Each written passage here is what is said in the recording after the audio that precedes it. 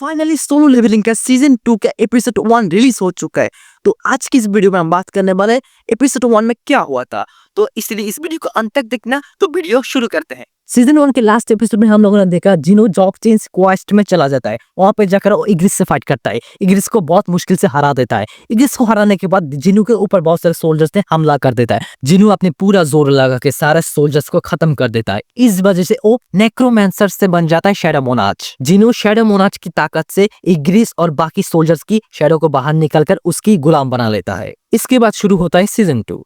लड़ाई के बाद जिनो अपने कमरे में सो रहा था, तभी उसकी बहन जिन्हा कॉल करता है और बताता है आज जिन्हो को उसकी बहन की टीचर से मिलना था, जिस वजह से जिन्हो तैयार होकर वहां चले जाता है। लेकिन जिन्हो को देखकर हैरान हो जाता है। वो इसलिए जिन्हो पहले से बहुत बदल चुका है। इधर हम देखते हैं स्कूल के सारे लड़कियां जिन्हो को देखकर लट्टू हो गया है। इधर जिन्हा की टीचर जिन्हो को जिन्हा की प्रोग्रेसिव रिपोर्ट देता है और जिन्हा की बहुत तारीफ करता है। जिन्हा की टीचर जिन्हो को एक रिक्वेस्ट करता है जिन्हा की एक फ्रेंड हान को समझाने के लिए। तब जिन्हो उस लड़की से मिलने चला जाता है। तभी हम देखते ये वही लड़की है जो जिन्हो और यो का फेक टीम का हिस्सा था। तभी हान जिन्हो को कहता है मुझे नहीं पता टीचर ने तुम्हें क्या कहा था, लेकिन मैं स्कूल ले जाऊंगा और हंटिंग में नहीं छोड़ूंगा।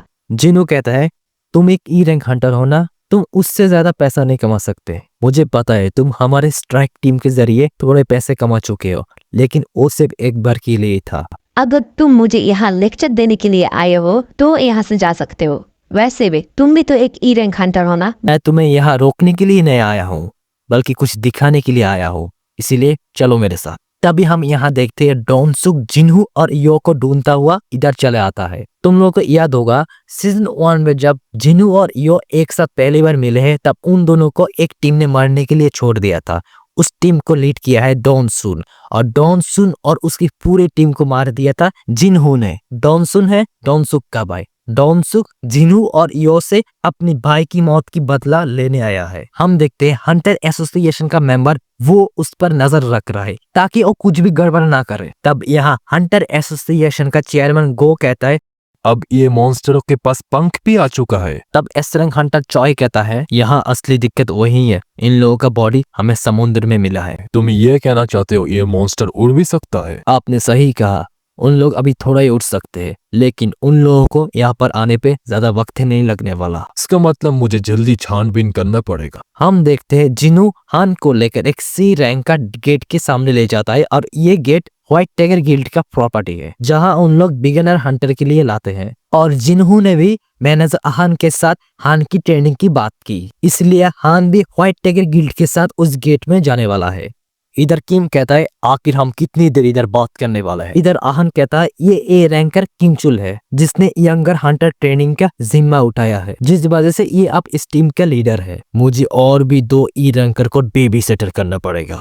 इस बार हमारे टीम में एक ए रैंकर है, 5 बी रैंकर, 2 सी रैंकर और आप दोनों ई रैंकर, जिस वजह से ये अब 10 मेंबर की टीम बन चुकी है। जिन्हो मन में सोचता है मुझे यकीन है जब हान को पता चलेगा एक डेंजर में जाना कितना खतरनाक हो सकता है, तो वो अपने आप ही पीछे आ जाएगा। तब सभी लोग उस गेट के अंदर चले जाता है। तभी जिन्हो को कुछ सेंस होता है। तभी हम देखते उस सी रैंक का गेट अचानक रेड गेट में कन्वर्ट हो चुका है। तब जिन्हो हान को लेकर उस गेट से बाहर निकलने की कोशिश कर रहा है, लेकिन वो बाहर निकल नहीं पा रहा है। तब जिन्हो और उसकी टीम एक अलग ही डेंजर में पहुंच जाता है, जहां बर्फ ही बर्फ होती है। किसी को कुछ समझ में नहीं आ रहा है। इधर किम कहता है सभी लोग ध्यान दो, ये एक रेड गेट है। आखिरकार ये रेड गेट क्या होता है? तभी जिन्हो कहता है रेड गेट एक बहुत खतरनाक गेट है। ये एक ऐसा गेट है, इस गेट से बाहर की दुनिया से कोई लेना देना नहीं है। आप इस गेट से तब तक नहीं निकल सकते जब तक इस डेंजर की बॉस को ना हरा दे, या फिर इस गेट टूट जाए। लेकिन बाहर से आपको कोई मदद नहीं कर सकता। यहाँ के मॉन्स्टर बहुत खतरनाक होते हैं।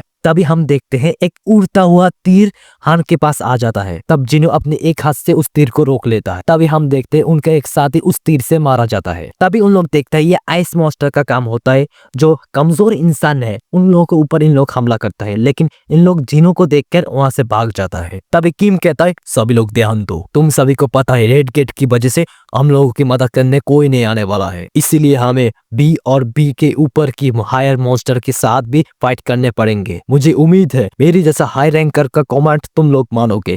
ऐसा करके तुम लोग बच सकते हो। मैं सबको कमेंट नहीं दे पाऊंगा, इसलिए हमारी 2 टीम होंगे ताकि हम सभी लोग जिंदा रह सके। जो भी जिंदा रहना चाहता है वो मेरे साथ चलो। तभी हम देखते हैं व्हाइट टाइगर गिल्ड का सारा मेंबर्स किम के पास चला जाता है। किम सी और उसके नीचे के रैंकर्स को अपने साथ जाने से मना करता है। किम कहता है उन्हें उन लोगों को साथ में नहीं लेकर जाना है जिन लोग कोई काम के नहीं है, क्योंकि इस जगह की एक दिन बाहर की 1 घंटा की बराबर है। किसी को भी नहीं पता वो कब आजाद होंगे, इसीलिए वो कमजोरों को अपने साथ नहीं लेकर जाएगा। तभी हम देखते हैं एक बी रैंक का हंटर पाक किम की टीम को छोड़कर जिन्हू की टीम को ज्वाइन करता है और बोलता है किम तो उस एरो को देख ही नहीं पाया, लेकिन तुम उस एरो को रोक लिए। मेरे हिसाब से तुम तो ई रैंकर नहीं हो सकते, तुम ई रैंकर से ऊपर हो। किम अपनी टीम को लेकर खुले मैदान में चले जाता है और जिनू अपनी टीम को लेकर जंगल में चले जाता है। थोड़ी देर जाने के बाद किम को एहसास होता है ये आइस बियर का इलाका है, लेकिन किम को लगता है जिनू का ग्रुप आसानी से मारा जाएगा। लेकिन किम को एहसास हुआ है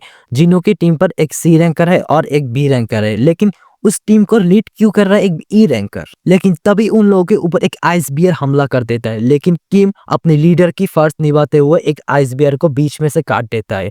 बाकी आइस बियर बहुत गुस्से में आ जाता है, उन सारे आइस बियर उन लोगों के ऊपर हमला कर देता है। इधर पाक कहता है रुको जरा, ये आइस बियर की जगह है, हमें उनसे बचकर यहाँ से निकल जाना चाहिए। जिनू कहता है ये आइस बियर की जगह है, इसीलिए हम जंगल के अंदर से जा रहे हैं, हमें सिर्फ आइस बियर के ध्यान रखने पड़ेंगे। इसके बाद जिनू ठंड से बचने के लिए इन सबको कोट दे देता है। ये देखकर सभी लोग हैरान हो चुके हैं और इसीलिए एक हाई रैंकर भी 1 से 2 चीजें स्टोर करके रख सकता है। हान कहता है आखिर तुम हो कौन? जिनू कहता है मैंने तुम्हें यहाँ लाया हूँ, तुम्हारी जिम्मेदारी मेरी है। इसके बदले मैं ये चाहता हूँ तुम मुझे कोई सवाल ना पूछो।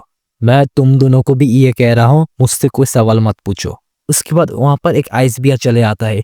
जिनू उससे लड़ने के लिए अपनी टाइटल चेंज करता है। इधर व्हाइट टाइगर गिल्ड का लीडर बेक चले आता है गेट को देखने के लिए, लेकिन उसको यकीन है ए रैंकर हंटर किम कुछ बी रैंकर हंटर को बचाकर बाहर लेकर आएगा। तब वहान उसको जिनू के बारे में बताता है और ये भी बताता है मुझे लगता है जिनू का रिअवेकिन होया है, लेकिन मैं श्योर नहीं हूँ। तभी जिनू को ढूंढते हुए डॉनसुक वहां चले आता है। तब बेक कहता है आखिरकार तुम मेरे एरिया में क्या कर रहे हो, तुम ना अमेरिका में थे। मैं जिनू को ढूंढते हुए यहाँ आया हूँ, मुझे नहीं लगता वो इस गेट से बाहर निकल सकता है। यहाँ पर सभी लोग हैरान हो जाता है ये देखकर जिनू अकेले आइस बियर को हरा चुका है। जिनू और भी आइस बियर को मारने लगता है, उसके तीनों साथी पार्टी कर रहे हैं, लेकिन जिनू पूरे आइस बियर की फौज से अकेले लड़ने चले जाता है। तभी आइस बियर से लड़ने के लिए जिनू अपने शैडो सोल्जर्स को बाहर निकलता है। वो सभी शैडोस आइस बियर से लड़ने चले जाता है। कुछ शैडो सोल्जर्स पर आइस बियर भारी पड़ रहा है। जिनू सोचता है ये शैडो मेजर्स तो बहुत ताकतवर है, मेरी एक्सपेक्टेशन से भी बहुत पावरफुल है, मेरी मैजिकल पावर बहुत जल्दी खत्म हो जाएगा।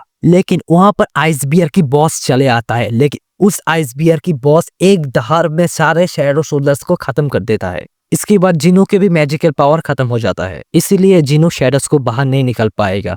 इसकी वजह से जिनू इग्रिस को बेचता है। इग्रिस इतनी तेजी से हमला करता है उस आइस बियर कुछ करने से पहले वो जख्मी हो जाता है। इग्रिस आइस बियर की बॉस के पैर को काटने की वजह से वो आइस बियर गिर जाता है। आइस बियर अपने पावर्स को इकट्ठा करने जा रहा था, लेकिन कोई फायदा नहीं हुआ। इग्रिस अपने एक हमले से उसकी सर को अलग कर देता है। तभी जिनू मन में सोचता है उस टाइम इग्रिस ने तलवार नहीं छोड़ी होती तो पक्का इस टाइम में जिंदा नहीं होता। इग्रिस तो इस टाइम मुझसे भी बहुत ज्यादा ताकतवर है। इसके बाद हम देखते हैं किम के सारे टीम मेंबर्स मर चुके हैं। उसे समझ में नहीं आ रहा है ये सब कैसे हो गया। उसी टाइम एक आइस डीमन आकर उसकी साथी को भेड़े में से मार देता है, इसलिए वो डर के मारे उस जगह से भाग जाता है। इसके बाद ये एपिसोड खत्म हो जाता है। तो ये एपिसोड कैसा लगा मुझे कमेंट में बताइएगा और चैनल को सब्सक्राइब करना। तो नेक्स्ट एपिसोड आप लोगों को स्क्रीन में दिख रहा है। तो मिलते हैं अगले वीडियो में, बाय।